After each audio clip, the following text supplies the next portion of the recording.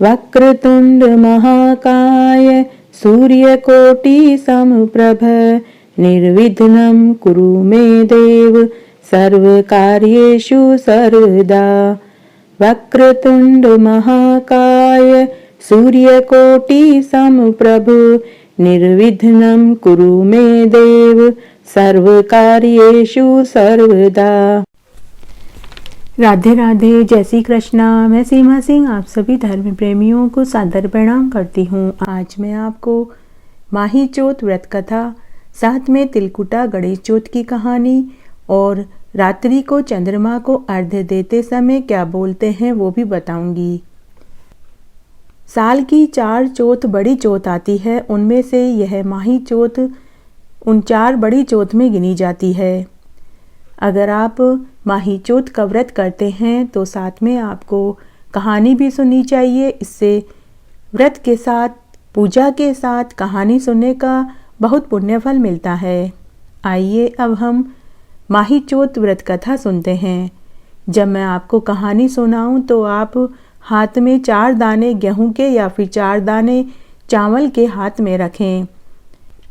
जब आप चावल के 4 दाने हाथ में रखें तो ये जरूर ध्यान में रखें कि वो चावल के दाने खंडित नहीं होने चाहिए, अर्थात कि चावल के और गेहूं के दाने साबुत होने चाहिए।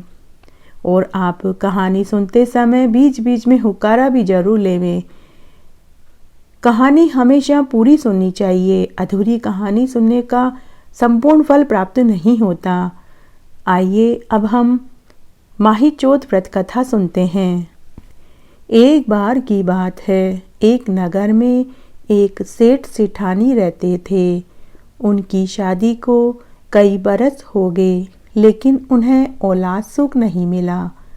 उन्होंने औलाद के लिए कई प्रयास किए, कई डॉक्टरों को और नीम हकीमों को दिखाया, कई देवी देवता ढोके, कई टोने टोटके करे, लेकिन उन्हें कोई सफलता नहीं मिली। दोनों सेठ सेठानी बहुत उदास रहते थे। घर में धन दौलत की कोई कमी नहीं थी। एक बार की बात है, एक दिन सेठानी अपने पड़ोस में अग्नि मांगने के लिए गई तो उसने देखा कि बहुत सारी महिलाएं पूजा पाठ कर रही थी और कथा कहानी सुन रही थी। तब सेठानी ने उनसे पूछा कि अरे बहनों, तुम सब ये क्या कर रही हो और किस देवी देवता की पूजा कर रही हो और इसको करने से क्या फल मिलता है और तुम कौन सी कहानी सुन रही हो। तब उन औरतों में से एक औरत बोली कि सेठानी जी, आज माघ मास की माही चौथ है, आज बड़ी चौथ है, आज हम सब का व्रत है, इसलिए हम सब संकष्टी चतुर्थी व्रत की कहानी सुन रहे हैं और साथ ही विनायक जी और चौथ माता की पूजा कर रहे हैं। तब सेठानी ने पूछा कि अरे, इस व्रत को करने से क्या फल मिलता है और यह व्रत कैसे करते हैं। तब उन औरतों में से एक बुजुर्ग महिला बोली कि बहू, इस व्रत को करने से निर्धन को धन मिले, निसंतानों को संतान सुख मिले, बिछड़ों का मिलन हो, रोगी को कंचन काया मिले, बेरोजगारों को रोजगार मिले, कुंवारे लड़के लड़कियों का ब्याह होवे, घर में धन दौलत के भंडार भरे। यह सुनते ही सेठानी का हृदय खुशी से झूम उठा। उसने कहा कि अरे ताई, मैं भी यह व्रत करूंगी। चौथ माता व विनायक जी की मैं भी पूजा करूंगी। अगर मेरे पुत्र हुआ तो 1.25 किलो का तिलकुटा मैं माता चौथ के और गणेश जी के चढ़ाऊंगी। उस दिन सेठानी ने उन औरतों के साथ बैठकर चौथ माता की और गणेश जी की पूजा करी और कहानी सुनी और उसने व्रत रखा। 3 महीने बाद ही चौथ माता व गणेश भगवान की असीम अनुकंपा से सेठानी को गर्भ ठहर गया। सेठ सेठानी की खुशी का ठिकाना न रहा।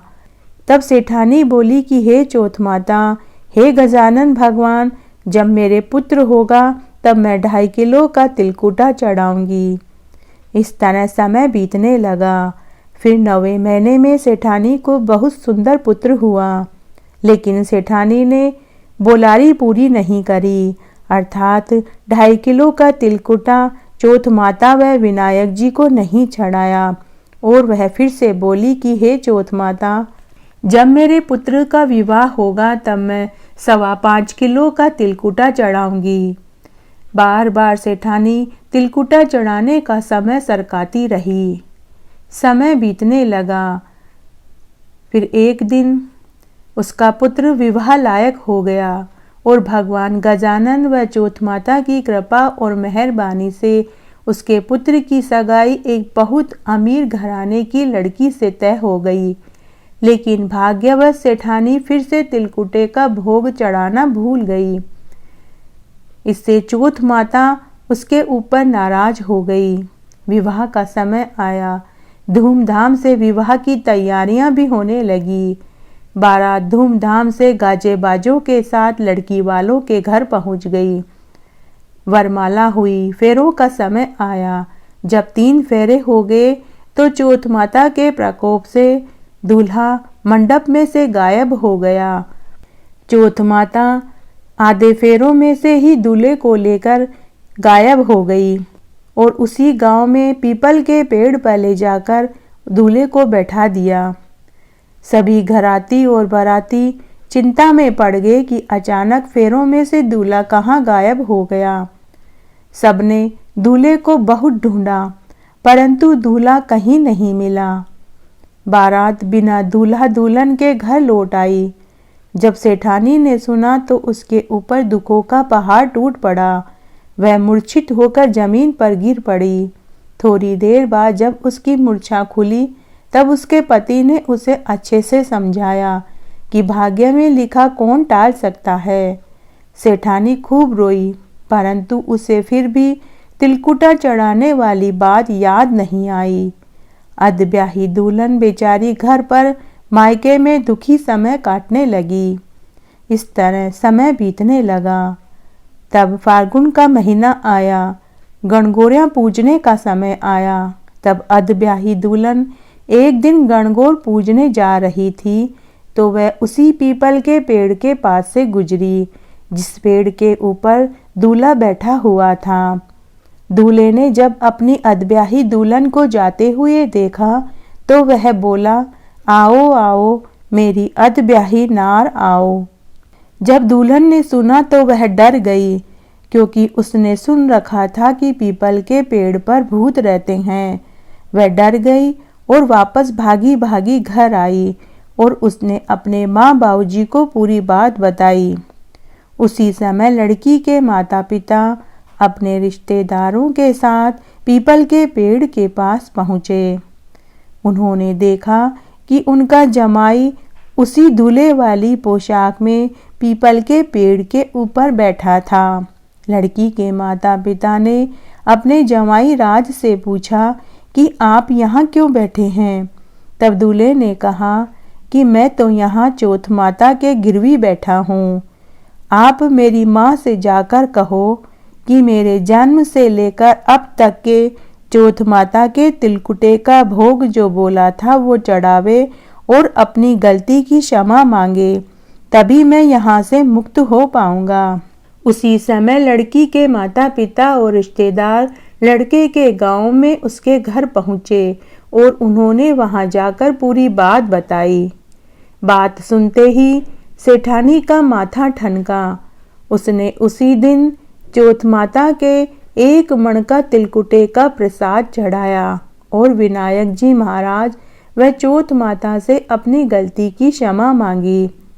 तब विनायक महाराज व चौथ माता ने प्रसन्न होकर दूल्हे को वापस फेरों में लाकर बैठा दिया और फिर पंडित जी ने वर वधू के 7 फेरे पूरे करवाए।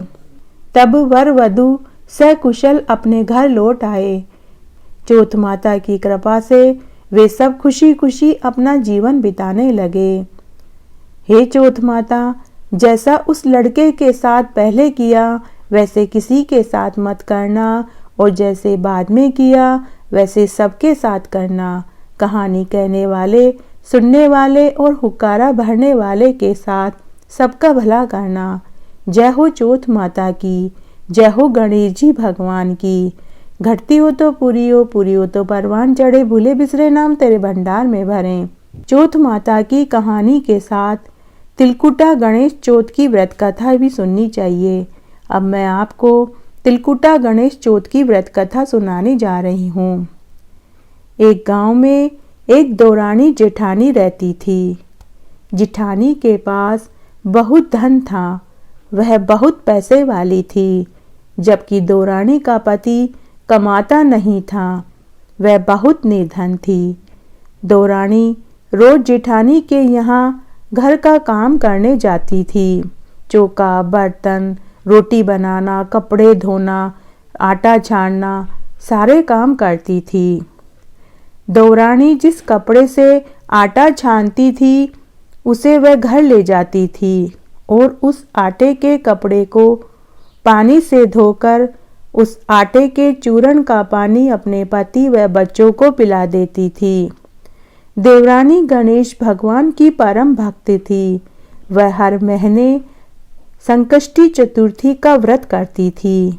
इस तरह समय बीतने लगा, परंतु एक दिन जेठानी के बच्चों ने यह देख लिया तो उन्होंने अपनी माँ से इसकी शिकायत कर दी कि माँ, चाची तो रोज हमारा आटे छानने का कपड़ा घर ले जाती है और उसे पानी में घोलकर उस आटे के चूर्ण का पानी चाचा व चाचा के बच्चों को पिलाती है।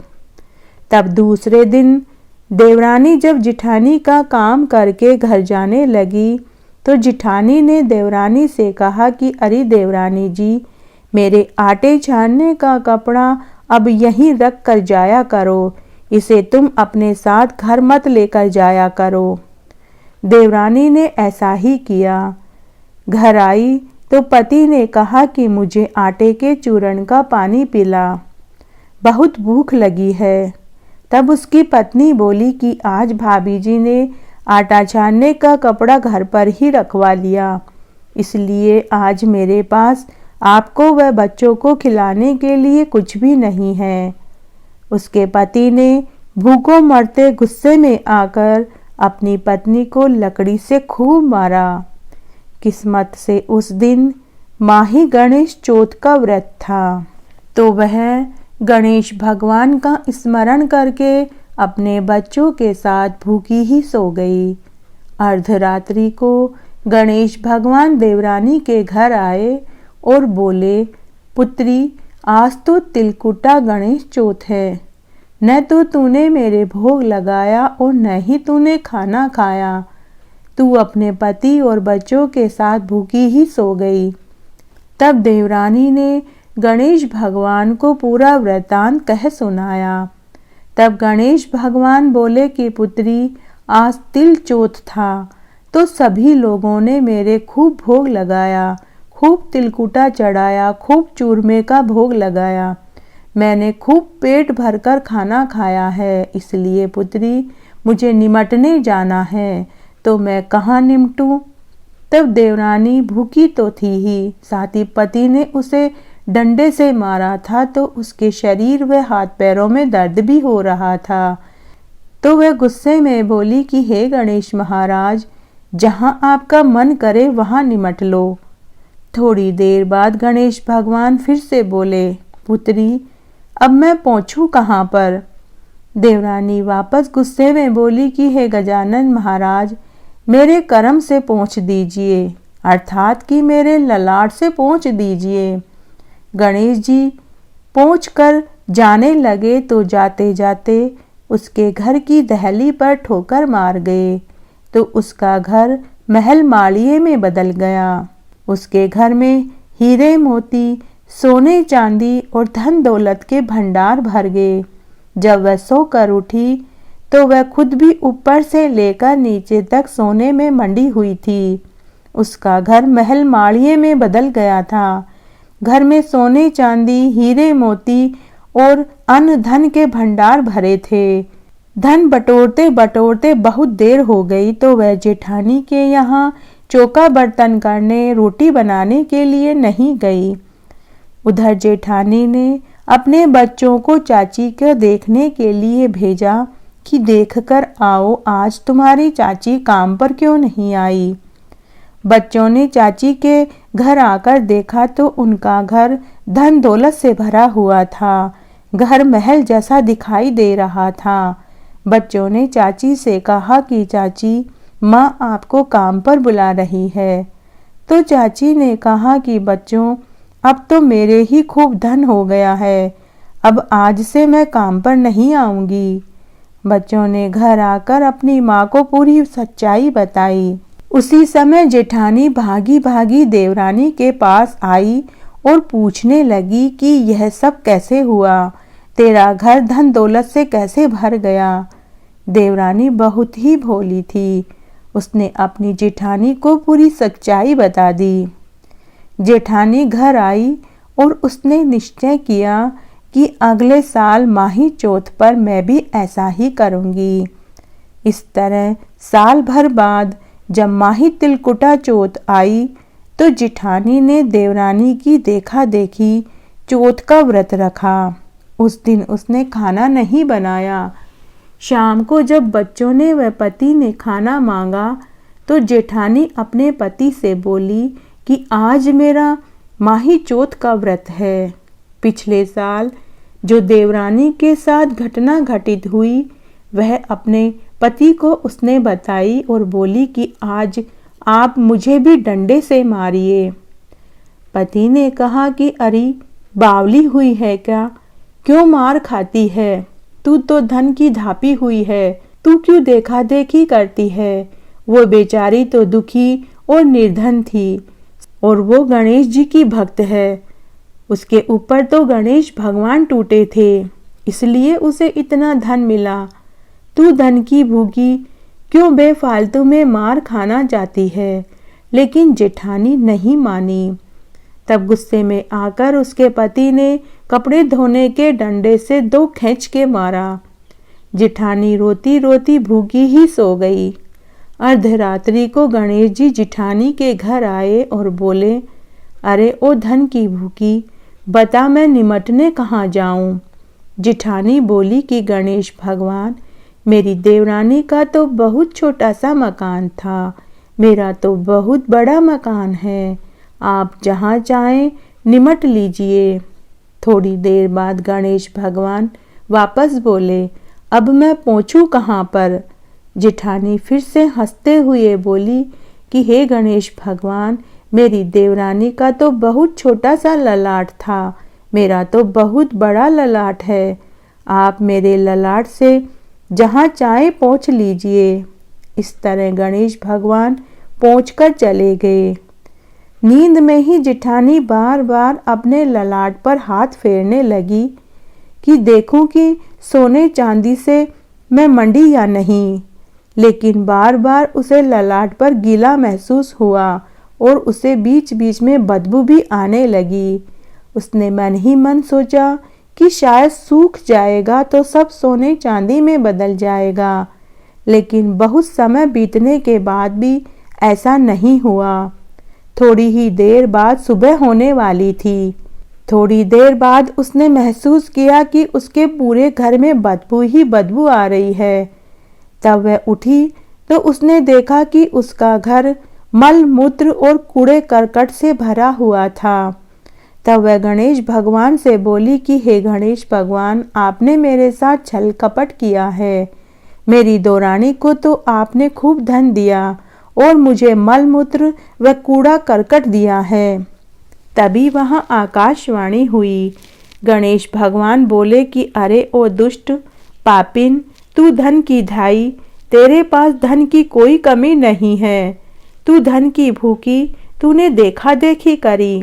तब जेठानी गणेश भगवान से बोली कि हे गणेश भगवान, मुझे माफ़ कर दीजिए, मुझे कोई धन दौलत नहीं चाहिए, आप तो बस अपनी यह सारी माया समेट लीजिए। तब गणेश भगवान जेठानी से बोले कि मैं एक शर्त पर ही यह सारी माया समेटूंगा, जब तू अपने धन में से आधा धन अपनी देवरानी को देगी, तभी मैं यह सारी माया समेटूंगा। जब तू कील में से कील और धन में से धन देगी, तभी मैं सारी माया समेटूंगा। तब जेठानी ने धन में से आधा धन देवरानी को दिया, लेकिन उसके मन में वापस लालच आ गया। उसके पास 9 लड़ का सोने का हार था। वह उस हार को आटे की चक्की के नीचे छिपा देती है। भगवान गणेश ने सारी माया समेट ली, लेकिन आटे की चक्की के नीचे एक विषैले सर्प को भेज दिया। जेठानी मनी मन खुश हो रही थी कि उसने 9 लड़ वाले हार में से आधा हिस्सा नहीं दिया। तब वह हार निकालने के लिए आटे की चक्की के पास गई तो वहां पर एक विषैले सर्प ने फुफकार भरी। जेठानी डर गई। उसने वापस गणेश जी से प्रार्थना करी कि हे गणेश भगवान, आप इस सर्प को भी हटा दीजिए। मेरे मन में लालच आ गया था। मैं इस हार में से भी आधा हिस्सा दौरानी को दे दूंगी। तब गणेश भगवान की कृपा से वह सर्प भी चुपचाप चला गया। तब जेठानी ने हार में से आधा हिस्सा अपनी दौरानी को दिया। हे रिद्धि सिद्धि के दाता, हे गणेश जी महाराज, जैसा आप जेठानी के साथ किया वैसा किसी के साथ मत करना। जैसा देवरानी को अन्न धन दिया, उसका घर धन दौलत के भंडार से भर दिया, वैसा सबके साथ करना। कहानी कहने वाले, सुनने वाले और हुक्कारे भरने वाले सबका भला करना। जय हो गणेश जी भगवान की, जय हो चौथ माता की। घटती हो तो पूरी हो, पूरी हो तो परवान चढ़े, भूले बिसरे नाम तेरे भंडार में भरे। रात्रि को चंद्रमा को अर्घ्य देते समय क्या बोलना चाहिए वो मैं अब आपको बताती हूँ। मैं आपको 2 तरीके बताऊंगी। आप इन दोनों में से जो आपको अच्छा लगे आप उसे बोलकर चंद्रमा को अर्घ्य दे सकते हैं। पहला इस प्रकार है। चांदा हेलो उगियो, हरिया बांस कटाए, साजन उबा बारने, आखा पाती लाए, सोना की सी सांकली, गले मोत्या को हार, माघ मास का चांद ने अर्घ देता, जीवो वीर पूत भरतार। यह एक तरीका है और दूसरा तरीका इस प्रकार है। सोना की सी सांकली, गले मोत्या को हार, चौबाती को दीवलो, 4 प्रहर की रात, आम तले मारो सासरो, नीम तले मारो पीहर, चारों गेला यूं भवे, जैसे कीड़ी की सी नार, मैं सुहागन जोइया, माघ मास की चौथ ने, माही चंद्रमा की रात ने, अर्घ देता, जीवो वीर पूत भरतार। इस तरह आज मैंने आपको माही चौथ की व्रत कथा, तिलकुटा गणेश चौथ की कहानी, साथ ही चंद्रमा को अर्घ्य देते समय क्या बोलना चाहिए वो बताया। आशा करती हूँ आपको ये दोनों कहानियाँ जरूर पसंद आई होगी। मेरे साथ बने रहने के लिए आपका धन्यवाद।